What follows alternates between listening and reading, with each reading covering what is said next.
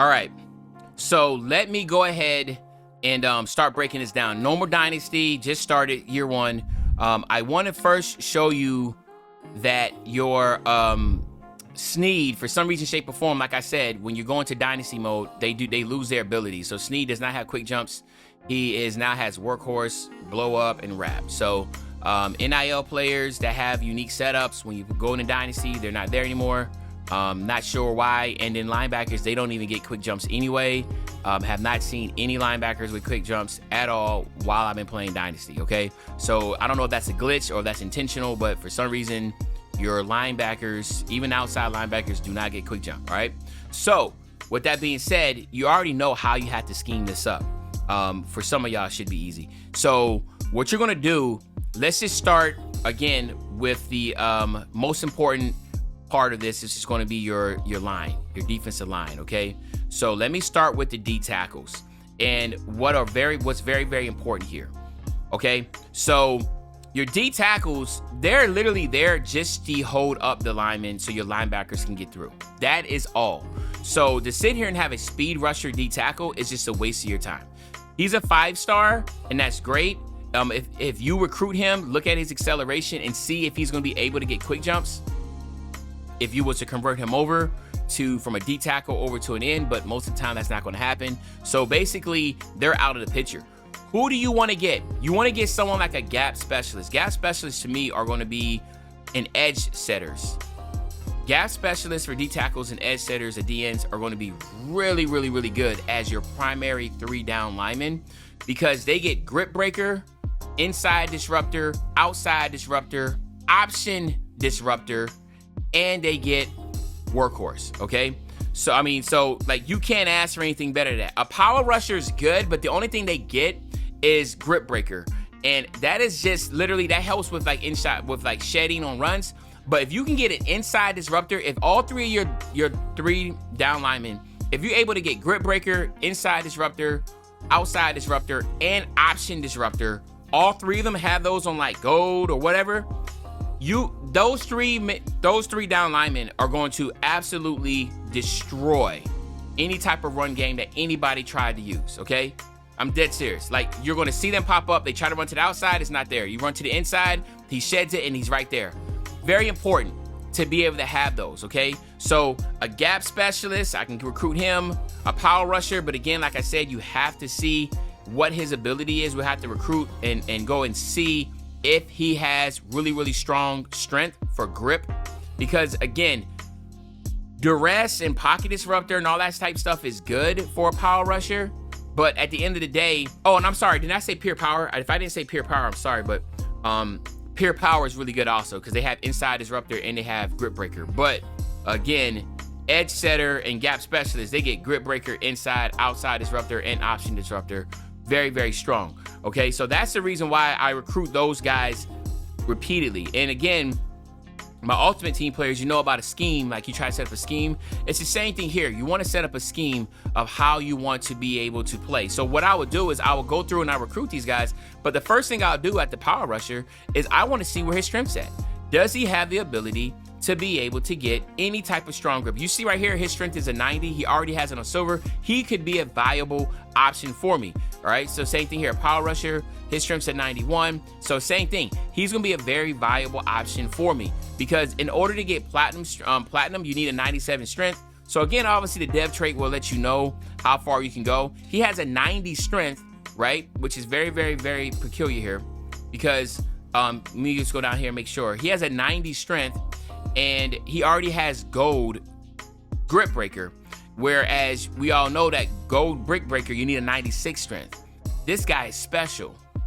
Okay, he is special. He has gold grip breaker already. You want to recruit this guy, and he has 73 speed. I mean, like there's certain things about this that I love already about him because he's already has gold with 90 strength.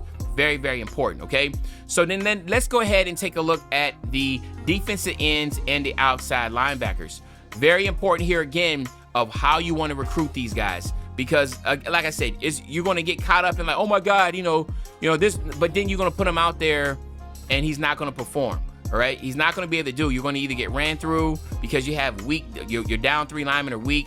You're going to get beat on the run over and over Then when they pass, you just don't have the right people setting the edge for your blitzers, so then your blitzes aren't working because you need to have the right type of people.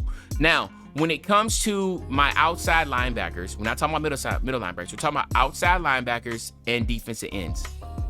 The only thing you need for your outside linebackers, for your defensive ends, are speed rushers, right? Now, again, you can get the edge setter and stuff like that, whatever. That is all great, right? But understand that your edge setters, you want to get them. So let me phrase that, because I know I'm edge setters. You want to get edge setter DNs because they can be pulled in as a D tackle, or they can be used as that DN to set the edge for your other linebackers. And I'm gonna make this all gonna make sense in a second.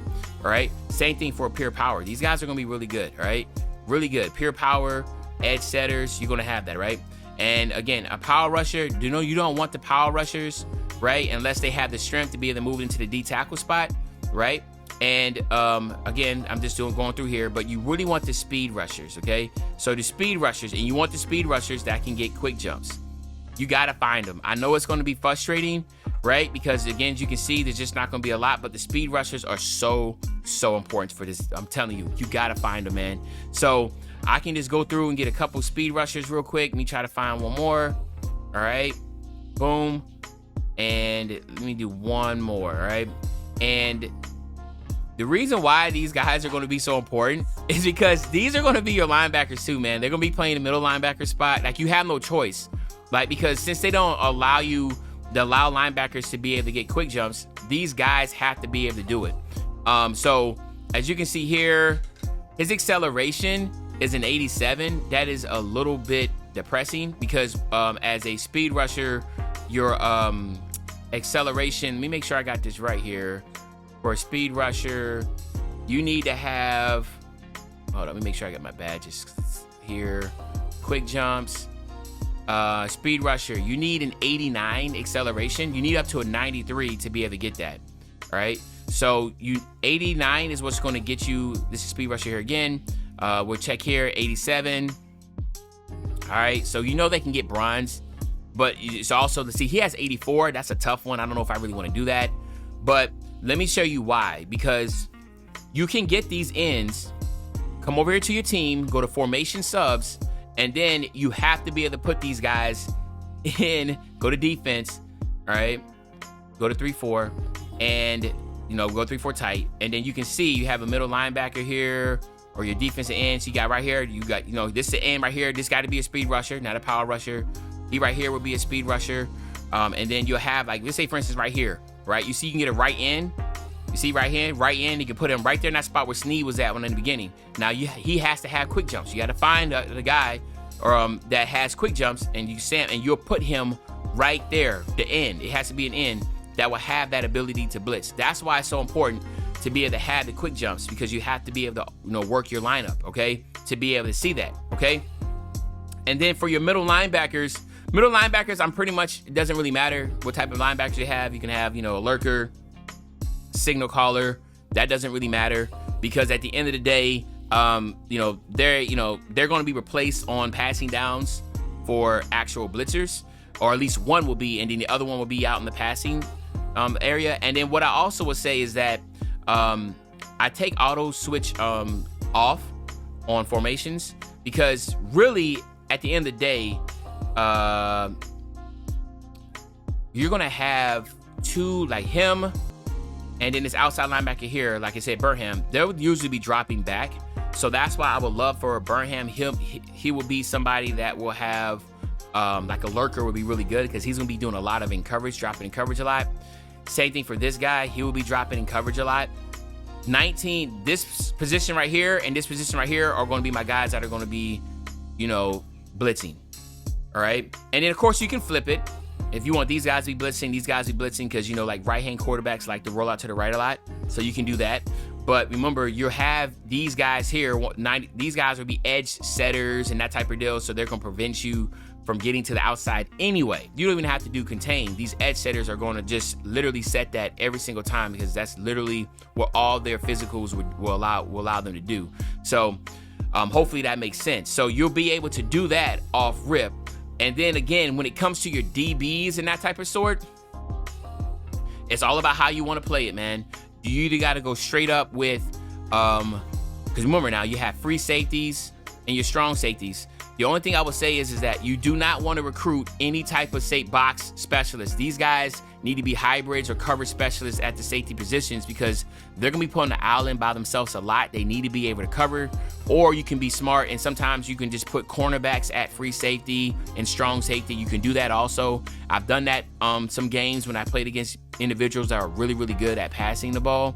So let me come over here once again at the recruiting board just to show you that, yes, the prospects that you're looking for at the DB, let's go from free safety. And again, we know what about these strong safeties. They just don't have, if you go with the hybrid, he has really good coverage ability, but the coverage specialists are going to be the best ones.